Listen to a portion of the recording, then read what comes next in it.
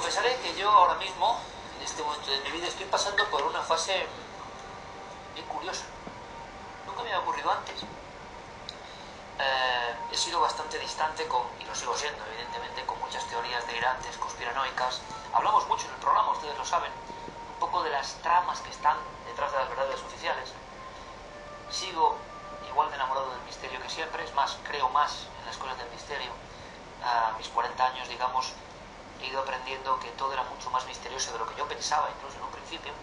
Por tanto, mi trayectoria en ese aspecto es muy diferente a la de otros colegas que han ido tendiendo hacia un sano, estoy seguro, escepticismo. A mí me pasa al revés. Pero resulta que con el tema de la conspiración me ocurre que, como a otros, se me cae igual va relacionado, no lo sé, un velo de los ojos.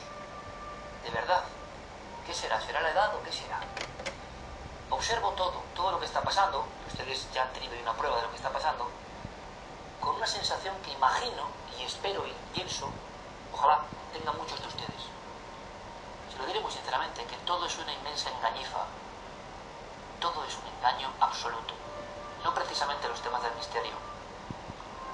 Que algunos dicen, uy, no me creo esas cosas. A mí cuando algunas personas que siguen el programa, bueno, pero todo es verdad, me dan ganas de decirles todo es más verdad de lo que ve usted habitualmente todos los días. Es un proceso lógico, la locura que uno tiene, eso de desconfiar de casi todo. Me refiero a esas cuestiones globales, universales, esos movimientos que generan un poco cómo estamos en el mundo, si todo está ordenado o no, si el propio sistema hace que tengamos una sociedad que puede ser mejor en algunas cosas, peor en otras. Pero es como que el velo se te cae de los ojos, evidentemente. Les pasó a muchos. Por ejemplo, a Morris Jessup, un investigador de misterios, que fue el primero que empezó a hablar de cómo las autoridades manipulaban ese tema que a mí me apasiona, que es el de los ovnis. Pareció suicidado dentro de su coche. Bueno, era un hombre con problemas. Seguro que la prensa fue la primera en decir que era un hombre con problemas. Claro, igual el problema es que había detectado algunas verdades muy incómodas, ¿no? Y cuando uno vive con ciertas verdades, la vida, evidentemente, no es igual. Cuando uno se da cuenta de ciertas cosas, la existencia no es igual. Es como un peso. Por fortuna, los que gozamos de esta libertad, como yo ahora mismo, podemos contarlo y el peso de esa mochila decrece porque estamos trasladando, haciendo lo que podemos hacer, lo único, ¿no? Ser altavoces. Alejandro Viñati era un periodista argentino, uno de los mejores escritores del mundo del misterio, que en un momento dado de su trayectoria, en los años 70 finales, empezó a hablar de otro tipo de enigmas. Sus últimos reportajes tenían que ver con el protocolo de la muerte tóxica, temas que hemos tocado aquí en Cuarto Milenio, la guerra bacteriológica, los virus de nueva generación en laboratorio, los alimentos que matan. Alejandro era un hombre vital, era un hombre atormentado, ¿cómo no iba a serlo? Y muchos de los colegas periodistas de los medios, entre comillas, serios, evidentemente, ¿cómo le iban a tratar? Este es un loco. Ellos seguro que estaban en lo cierto. Ellos seguro que tenían el control sobre la verdad. Y este pobre Viñati que hablaba de misterios, le gustaban las culturas extrañas, los ovnis, y que tocaba estos temas, bueno, ¿cómo iba a ser verdad lo que decía si en el fondo era un tipo con demasiada fantasía? Lo sé bien, Viñati fue una de esas raras avis nocturnas.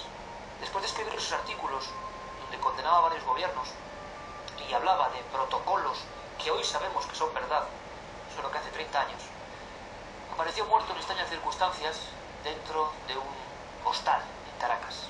Muerte tampoco aclarada satisfactoriamente. Andrés Faber-Kaiser, germano y español a la vez, fue el pionero en la mejor publicación que ha habido sobre misterios. También se enfrentó a la incomprensión de muchos colegas, que por supuesto la mayoría de ellos ni habían leído lo que él ni tenían su cultura, ni se habían preocupado por mirar las entretelas del sistema. Y a Andrés le pasó lo mismo. De los temas del misterio que amó hasta el final de su vida, fue pasando a otras cosas muy peligrosas. Pero vio que también había un misterio, cómo alguien maneja el mundo. Y alguien no es un grupo de personas muy adineradas, como yo creo que lo tenemos muchos en la cabeza, y es un poco fantasía, quizá también, haciendo unas gráficas y a ver cómo vamos a dominar el mundo. No, es otra cosa, es la propia sociedad del sistema, cómo se lo estimula, hacia dónde nos lleva, con qué valores. Andrea se atrevió a hacer lo que no hizo nadie, escribir un libro que se utilizó en el proceso de envenenamiento masivo más grave de la historia de Europa, ocurrido en España hace 30 años. Hice ese libro y lo llamó Pacto de Silencio. Es una forma muy clara de decir las cosas, y tuvo muchos problemas, Andreas. Murió en 1994, no había cumplido 50 años, y dijo hasta el final de sus días que lo habían matado, que lo habían envenenado de alguna forma, ¿no? La lista continúa, y hace poco en la radio recordábamos a aquellos compañeros que habían muerto para contar. Aquellos compañeros que eran grandes periodistas y que habían cometido un error, un tabú, dedicarse al mundo del misterio porque les apasionaba y porque en el fondo veían que había un cosmos que unía todo lo desconocido. Tan desconocido era el mundo de esas aeronaves supuestas que a veces vienen, los vemos, como el de las apariciones en lugares extraños, como el de que los poderes fácticos y bien humanos nos gobiernen como a borregos y hagan lo que quieran con nosotros. Pero claro, habían cometido ese pecado. Por tanto, lo que decía Jesús, Viñati, Faber-Cásser y otros muchos, ya para otros carecía de rigor y de criterio. Había personas que sí eran muy inteligentes y sabían que esta gente lo que tenía era ganas de investigar y ganas de denunciar lo que nadie se atrevería a hacer. Pagaron con su vida. Y creo, repasando hoy lo que pasó con compañeros de este país hace 30 años, que son un ejemplo. Son un ejemplo que es difícil de encontrar, y si no, busquen. Personas convencidas de que tenían que contar una verdad porque estábamos en peligro. Estábamos siendo manejados por fuerzas que gobiernan el mundo. ¿Y estará pasando eso ahora? ¿Estará ocurriendo eso ahora? ¿O quizá la humanidad haya aprendido de sus errores y ahora, por supuesto, estemos en una democracia y en un sistema donde impera la libertad y nadie es poderoso ni oscuro? Y todo es tan claro como nos cuentan los medios habitualmente. ¿Será así? ¿Ustedes creen? De momento han pasado 30 años y me acuerdo de Viñati, de Faber-Cásser y de aquellos que murieron para contarlo. Y estoy pensando que en este espacio del programa, de alguna forma, lo tienen ya, pero tienen que tener un lugar para ser recordados. El ejemplo de esta gente valiente, marginalizada por el entorno, pero valiente, y que luego se demostró que contaban la verdad, tiene que estar siempre en nuestra mente, para seguir haciendo nuestra labor, si cabe, aunque sea acercándonos, aproximándonos mínimamente a lo que hicieron estos avanzados a su tiempo, que lo pagaron quizá demasiado caro. Hasta dentro de 7 días, amigos. Y entonces, rápidamente, la misma operación. Le dieron el toque a Cebrián, cerraron el programa, a los pocos días, silencio, Rosa al viento, nunca más, y Cebrián desapareció.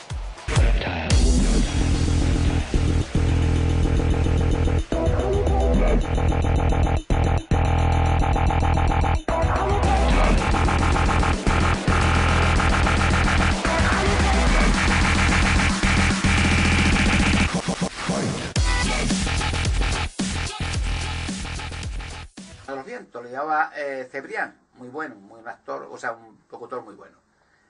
Se enteraron por otros siempre. Tengo informadores, tengo colaboradores en diferentes puntos de España, y le dijeron, llamaron por teléfono, se llamaba entonces por teléfono, y le dijeron, mire, Cebrián, aquí hay un investigador que está perseguido, Alberto Canosa, tiene descubierto la cueva de Hércules, los gigantes, las naves de Salomón, todo esto. Y está esto grabado, además.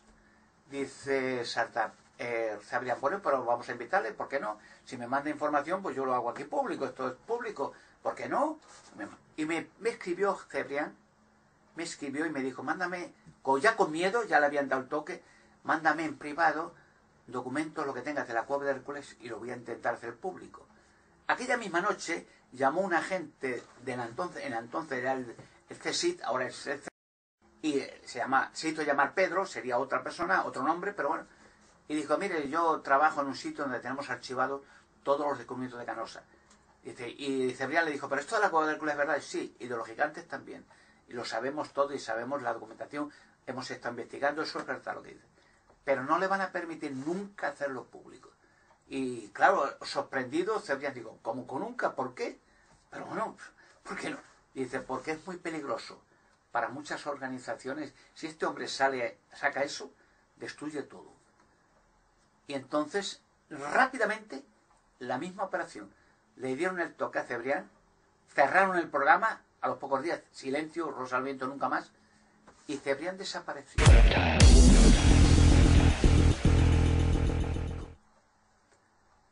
¿Se lo podrán creer? Piensen en una cosa. Le voy a poner del engaño que hay en el mundo. Mire, últimamente se ha puesto a Ricard libre, ¿no? Era uno de los raptores de las niñas de Alcácer. A Anglés le dieron un pasaporte falso, el Vaticano, los obispos de España, que fueron los que financiaron los asesinatos de la niña Alcácer y todos los demás.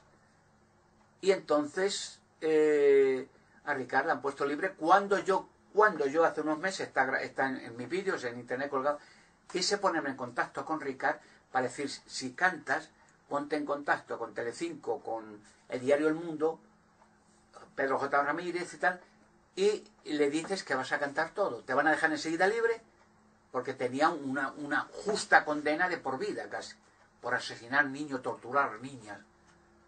Y digo, si te pones en contacto conmigo, yo te protejo. A mí no me pueden hacer nada, no te van a hacer a ti, si yo te estoy contigo. Pero canta todo lo que sabes. Todos los crímenes que has hecho antes de la niña de Alcácer, a montones. Financiados por el Vaticano y la Iglesia Católica. Como han hecho con millones de niños. Ya saldrá todo esto pronto. Nadie es el santo. ¿Comprenden ahora por qué mi voz está prohibida?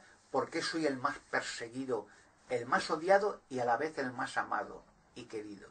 Porque millones de personas están impacientes porque yo hable en los medios. Porque el sacar los gigantes en las rocas, la cueva del Hércules, la mesa de Salomón, las naves de Salomón y el arca de la alianza y muchas cosas. Porque fíjense que la nave de Salomón, una de las naves, que es una gruta gigantesca, que empleaba cada 3 años Salomón para llevarse oro de Ofir de España a Israel. Fíjense las toneladas de oro que se llevaría durante 40 años. Y en España quizás es el país de oro más rico del mundo, y de uranio, y petróleo y diamantes. Ya lo verán. Pero el gobierno y el silencio de esto.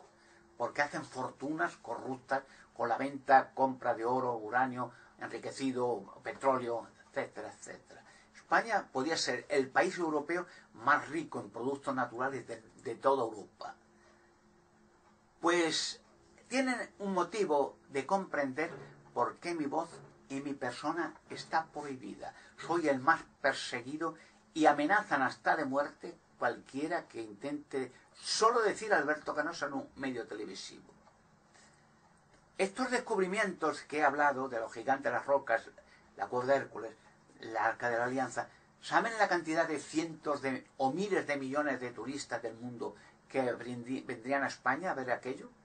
¿Sabe la cantidad de carreteras, hoteles, autopistas, aeropuertos, restaurantes, la cantidad de puestos de trabajo, de millones de puestos de trabajo que se podían realizar con eso, más las divisas, enriquecer España entera, hacer una potencia mundial de España, solo con estos descubrimientos? Y habrá más. ¿Por qué se creen que lo prohíben?